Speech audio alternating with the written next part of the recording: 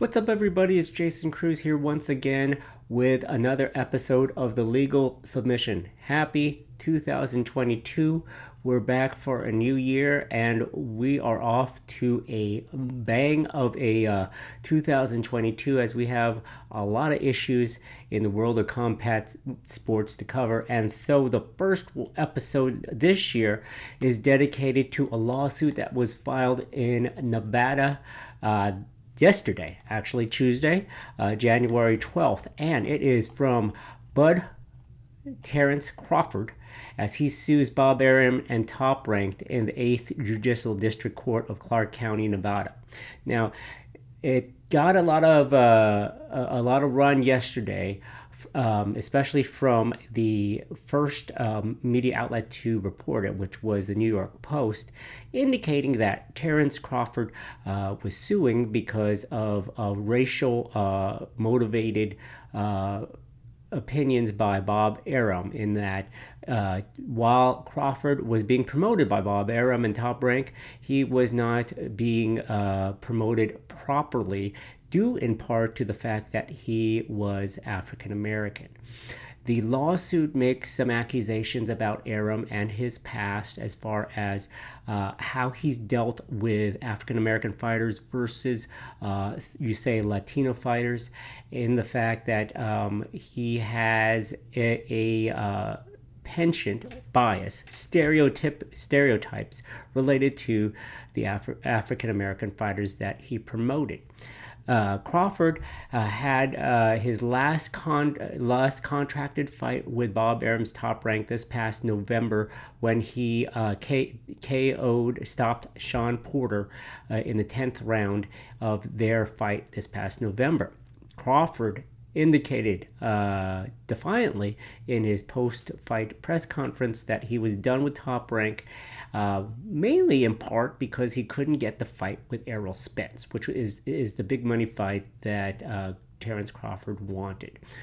A lot of opinions on this as far as the racial part of the lawsuit.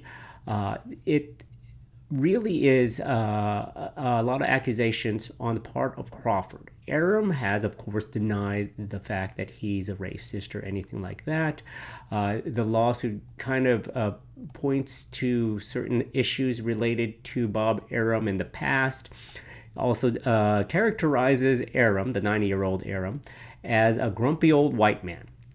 And, obviously that is based on opinion as well. But when we get down to the bare bones of this legal complaint filed in Nevada, there are two main issues here. The first is breach of contracts on two promotional agreements. The first one is Terence Crawford's 2018 promotional agreement. And then the second one is a breach of contract of Crawford's promotional agreement, championship bout agreement in 2019, related to a bonus. So let's go first to the 2018 breach of contract.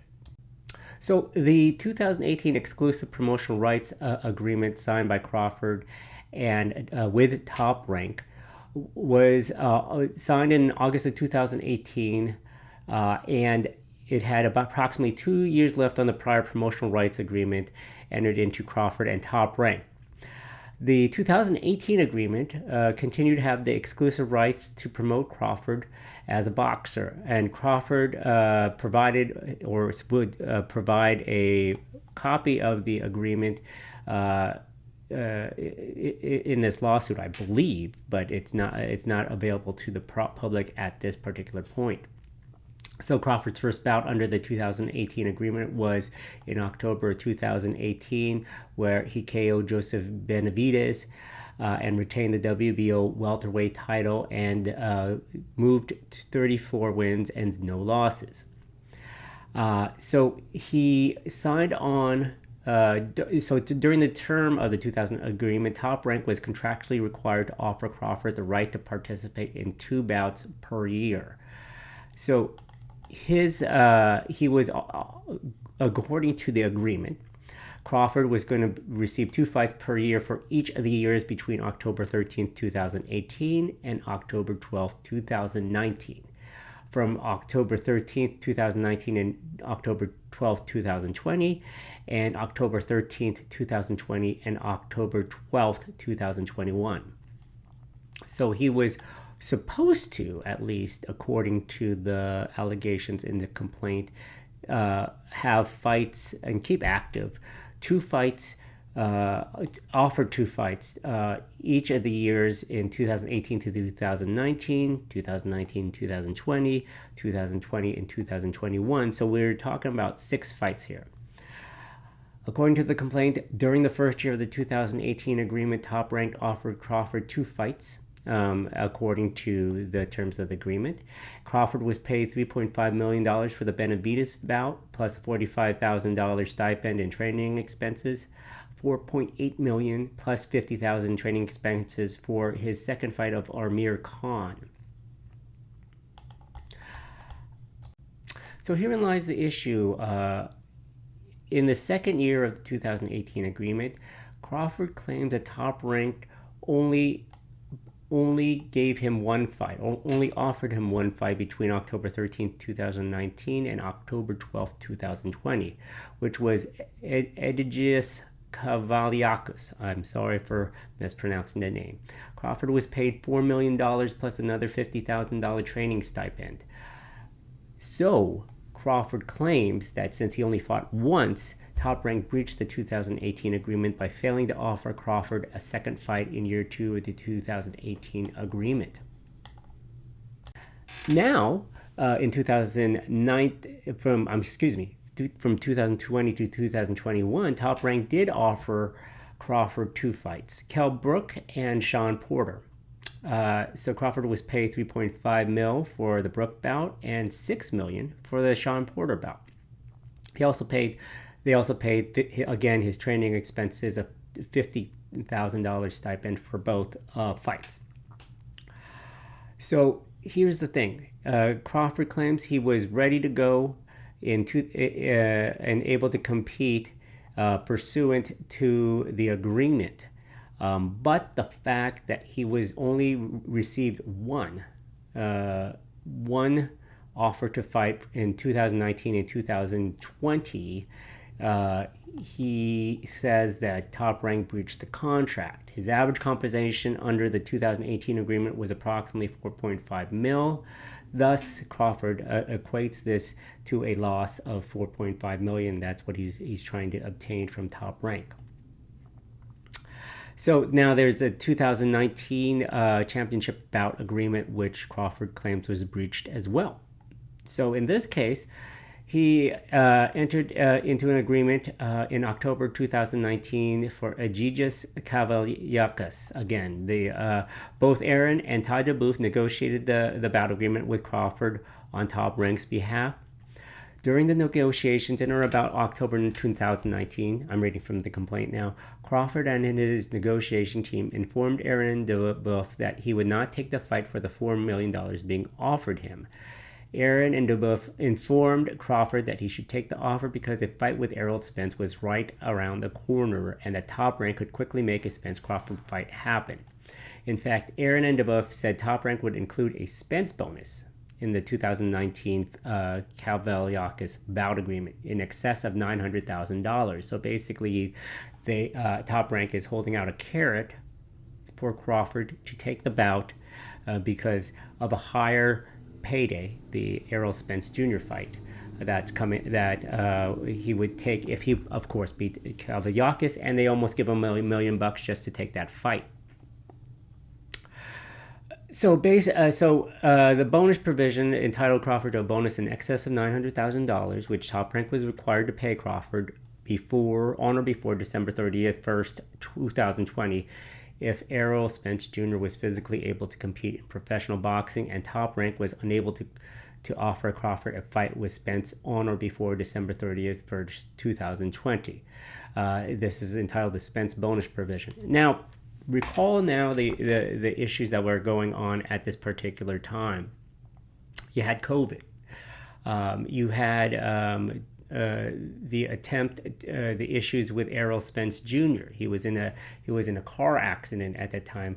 Obviously, in the summer of 2021, Errol Spence Jr. was scheduled to fight Manny Pacquiao, but for issues that arose for Errol Spence.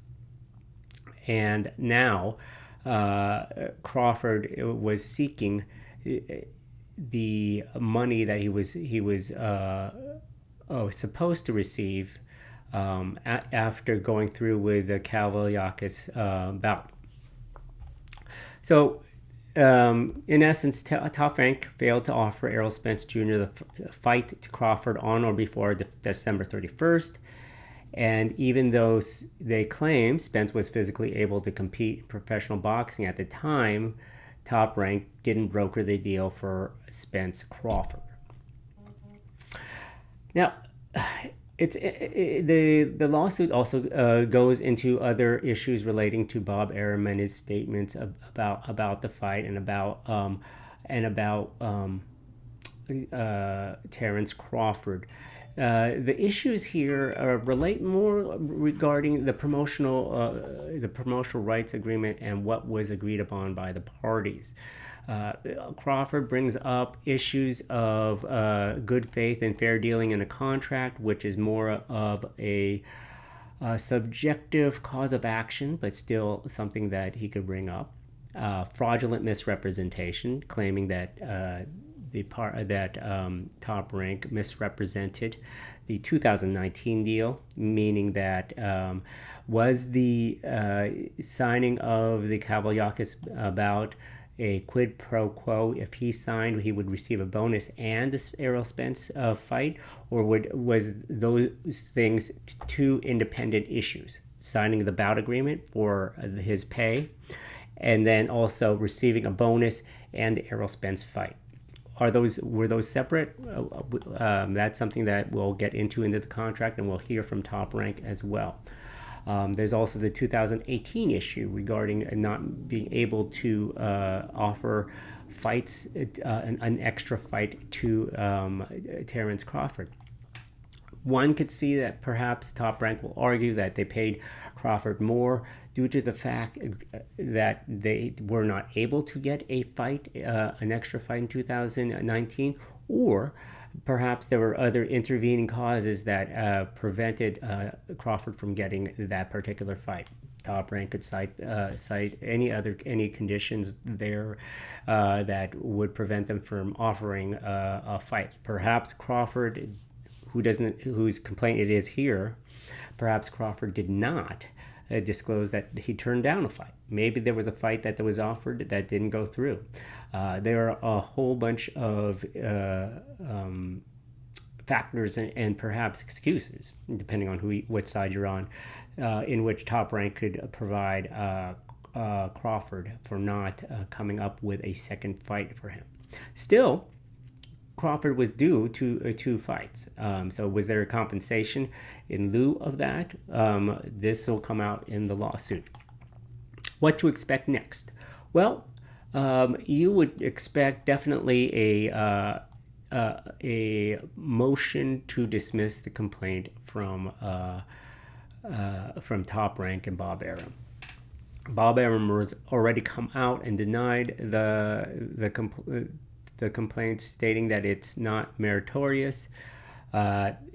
Obviously, there's a PR component to this because Crawford claims that Arum is racist, and definitely perhaps Arum fights back with a defamation claim. Those things are on the table as of right now. Obviously, the fact that Crawford is no longer a part of Top Rank allowed him this particular freedom to file this lawsuit. He's hired a big-time entertainment lawyer out of LA, as well as another attorney in Vegas, since the lawsuit is venued in Vegas. It will be a contentious battle simply because of the allegations here. And while I believe down the road we'll get a settlement, the airing of dirty laundry is primed for right now as far as what Terence Crawford is alleging in his complaint, and if and when Bob Arum responds, what type of response he will give. I would suspect that you get a denial, of course, being racist, but also explanation as far as if the terms of the contract were not met, why weren't they met? And we'll discuss that more further in another MMA payout and legal submission vlog for you. So that's it for right now. Please subscribe to the channel. Figure out that we're on MMApayout.com for all the latest updates on legal happenings in the combat sports world. This is Jason Cruz for the Legal Submission. Have a good one. Bye.